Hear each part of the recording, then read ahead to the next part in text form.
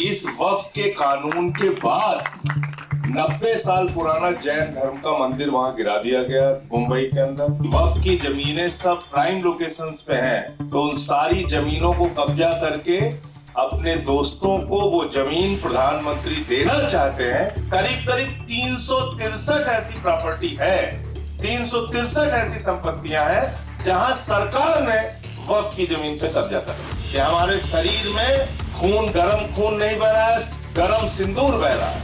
मुझे शर्म आई ये बात सुन। अदीब साहब का बहुत बहुत शुक्रिया कि उन्होंने ये प्रोग्राम रखा, लेकिन मैं ये बैनर पढ़ रहा था कि IMCR और APCR public meeting on protecting Waqf lands.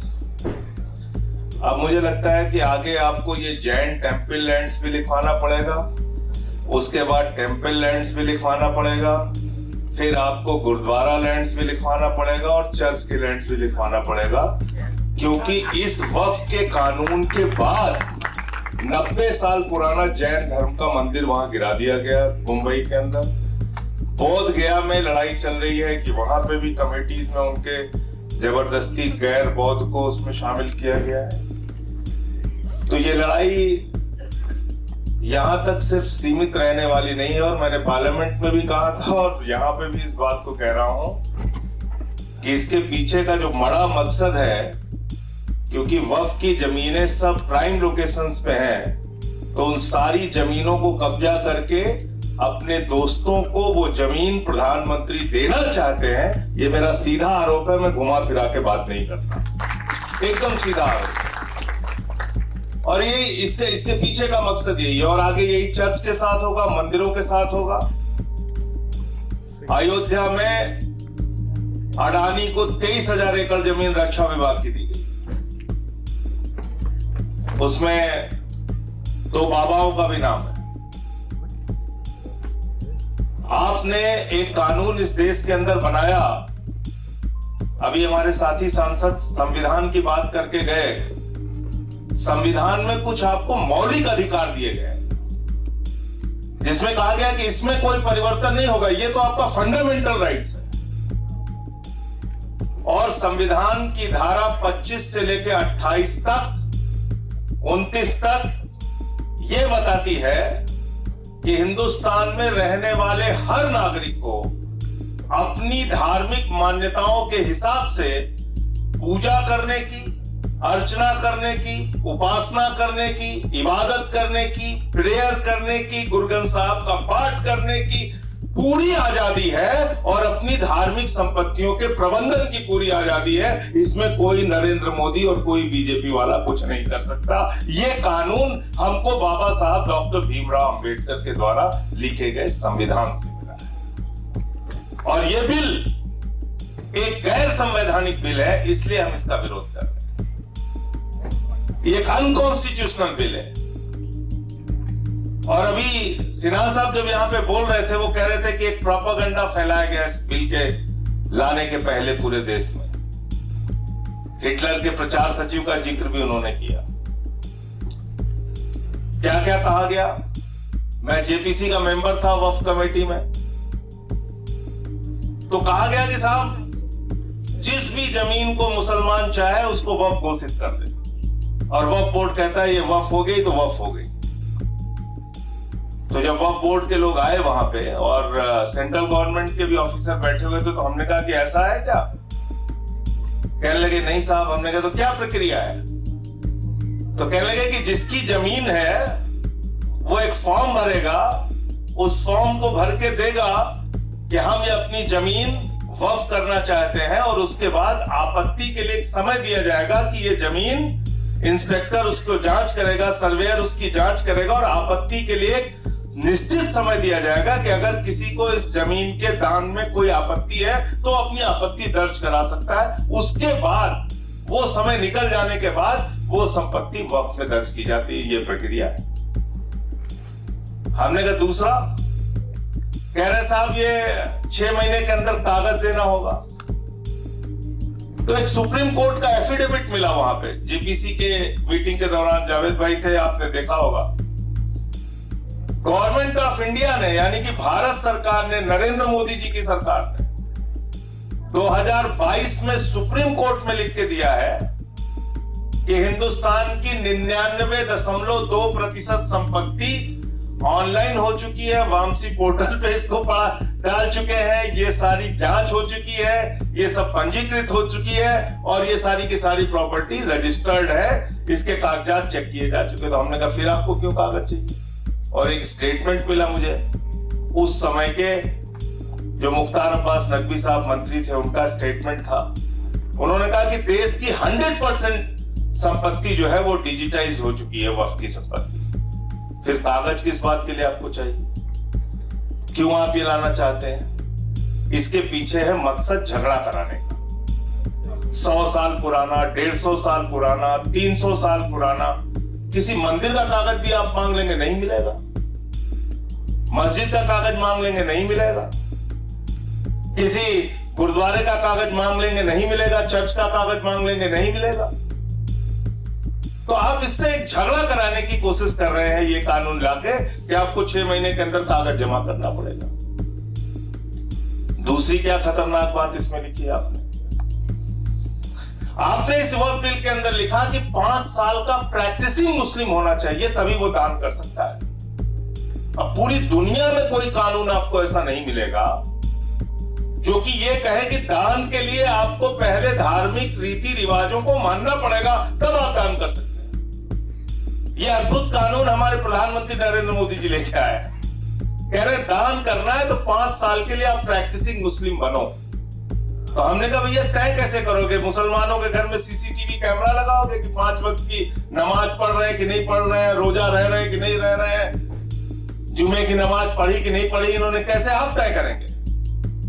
और मैंने यहाँ पे, मैं फिर दोहरा रहा हूं, मैंने जो वहां पे कहा फिर से यहाँ कह रहा हूं, मैंने कहा कि कोई आदमी हिंदू धर्म का मानने वाला हो, कोई आदमी सिख धर्म का मानने वाला हो, ईसाई धर्म का मानने वाला हो, इस्लाम धर्म का मानने वाला हो, या किसी भी धर्म को न मानता हो, नास्तिक हो, उसको भी दान करने से आप कतई रोक नहीं सकते हैं। दान होता है अपनी जमीन का, अपनी प्रॉपर्टी का, कोई भी आदमी कर सकता है। तो ये आपने कानून इसमें जबरदस्ती का डाल दिया। दूसरा, उनको वक्फ बोर्ड के आमदनी की बड़ी चिंता है आप लोगों की कि साहब वक्फ बोर्ड की आमदनी नहीं हो रही है, और सच्चर की कमेटी की रिपोर्ट में कहा गया है कि 12,000 करोड़ रुपए की आमदनी हो सकती है अगर इसका सही ढंग से इस्तेमाल किया जाए वक्फ प्रॉपर्टीज का। तो मैंने कहा भाई ज्यादा मेहनत मत कीजिए, आप सिर्फ एक अडानी को पकड़ के लेके आइए, वो नीरव मोदी को पकड़ के लेके आइए, 20,000 करोड़ रुपए उससे वसूलिए और 12,000 करोड़ रुपए आप वक्फ बोर्ड को दे दीजिए, 8,000 करोड़ आप अपने पास रख लीजिए।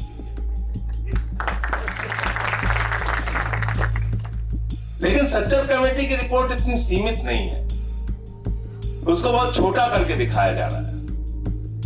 मैं चाहता हूं जो लोग वक्फ पे बात कर रहे हैं वो सच्चर कमेटी की भी रिपोर्ट पढ़ें, और उस सच्चर कमेटी की रिपोर्ट में यह भी लिखा हुआ है कि हिंदुस्तान के अलग अलग राज्यों में, चाहे वो दिल्ली हो, राजस्थान हो, उड़ीसा हो, मध्य प्रदेश हो, करीब करीब 363 ऐसी प्रॉपर्टी है, 363 ऐसी संपत्तियां हैं जहां सरकार ने वक्फ की जमीन पे कब्जा कर रखा है, जहां सरकार ने वक्फ की जमीन पे कब्जा कर रखा है।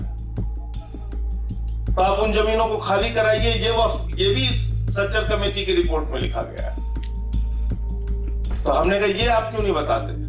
फिर कहने लगे हमें पसमानदा की बड़ी चिंता है, मुस्लिम महिलाओं की बड़ी चिंता है। मैंने कहा इसमें तो कहीं रोक है ही नहीं कि मुस्लिम महिलाएं मेंबर नहीं बन सकती, वो पहले से ही है। दूसरा, पसमानदा की आपको चिंता है तो एक सुझाव मैंने भी दिया, मैंने कहा भाई अगर आप ये चिंता आपको है तो ये चिंता आपको हिंदुओं के लिए भी सतानी चाहिए।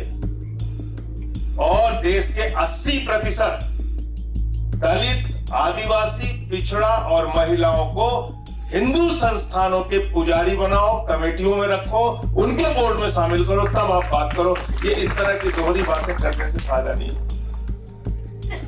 दो तरफा आप चाल चलेंगे ये ठीक नहीं है, और दो तरफा चाल हो रही है इस देश में। दो तरह के कानून का नजरिया है इस देश में।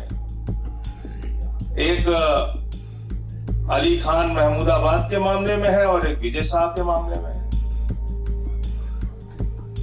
और मैं अदीब साहब से कहना चाहता हूं, आप कोई पोस्ट लिखते हैं अब कठिन अंग्रेजी में मत लिखा कीजिए।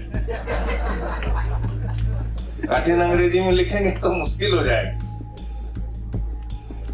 साफ साफ हिंदी में लिखिए, उर्दू में लिखिए, उसका हो सकता है ट्रांसलेट करा ले। अंग्रेजी का तो भाटिया मैडम ने बता दिया कि हम उठा के जेल में डाल देंगे अगर कठिन अंग्रेजी लिखोगे। तो ये हो रहा है। तो मैं सिर्फ ये कहना चाहता हूं कि तानाशाही से जिस तरह से इस देश को चलाने की कोशिश की जा रही है वो ठीक नहीं है। और कई बार हमारे साथी जब इस बात को कहते हैं कि 1947 में हमने ये फैसला लिया यहां रुकने का, वो सुन के मुझे बहुत दुख होता है। कृपा करके ये कहना बंद कीजिए, ये आपका मुल्क था, है और रहेगा, इसमें कोई भी ये बात करने की जरूरत नहीं। क्योंकि ये बात जब मैं सुनता हूं तो मुझे बहुत दुख होता है। मैंने अपने कई मुस्लिम साथियों से शेयर भी इस बात को किया। मैंने कहा ये क्यों कहते हो कि हमने 47 में निर्णय लिया और सोचा और समझा। रहे भाई, ये आपका मुल्क है, आपने निर्णय क्यों लिया? आपके बाप दादा, आपके पुरखे यहाँ पे रहे, यहाँ पैदा हुए आप, तो आपका मुल्क है, ये कहने की जरूरत नहीं है। ये देश सेकुलर है, इसलिए नहीं कि प्रधानमंत्री मोदी जी धमका के हमको जो चाहेंगे वो कर लेंगे, या बीजेपी जो चाहेगी वो कर लेगी, या आरएसएस जो चाहेगी वो कर लेगी। ये देश सेकुलर है और अपने मिजाज से, अपने विचारों से सेकुलर है। और इसका सबसे बड़ा उदाहरण यह है कि वक्फ बिल के खिलाफ 232 वोट पड़े, जिसमें सिर्फ 24 मुसलमान थे, बाकी सब हिंदू थे, सिख थे, ईसाई थे। 95 वोट राज्यसभा में पड़े, जिसमें मुश्किल से 5 और 6 मुसलमान रहे होंगे, बाकी सब हिंदू थे, सिख थे, ईसाई थे। कोई भी गलत काम होगा उसके खिलाफ हम लोग आवाज उठाने के लिए खड़े रहेंगे, आपके साथ कंधे से कंधा मिला के खड़े रहेंगे। हो सकता है आज आपको लग रहा हो कि हम लोग कमजोरी की हालत में हैं। होता है राजनीति में, कभी किसी की संख्या ज्यादा होगी, इसका मतलब क्या है? मैदान छोड़ के भाग जाएंगे? बिल्कुल भागेंगे नहीं। आंख में आंख मिला के इनसे लड़ाई लड़ेंगे, अपने हक के लिए, संविधान के लिए, जायज बातों के लिए। उसमें पीछे हटने की कोई आवश्यकता नहीं। तो इसलिए मुझे लगता है ये कहना बिल्कुल बंद करना चाहिए कि हमने 47 में फैसला लिया। ये आपका ही मुल्क है, आपने क्या फैसला लिया? आपका मुल्क है ये, और ये एक सेकुलर मुल्क है। ये संख्या बल का खेल तो बदलता रहता है। अभी पूरे देश ने दिखाया ना, पहलगाम के बाद, पहलगाम की घटना के बाद पूरे हिंदुस्तान ने दिखाया कि हिंदुस्तान एक सेकुलर मुल्क है।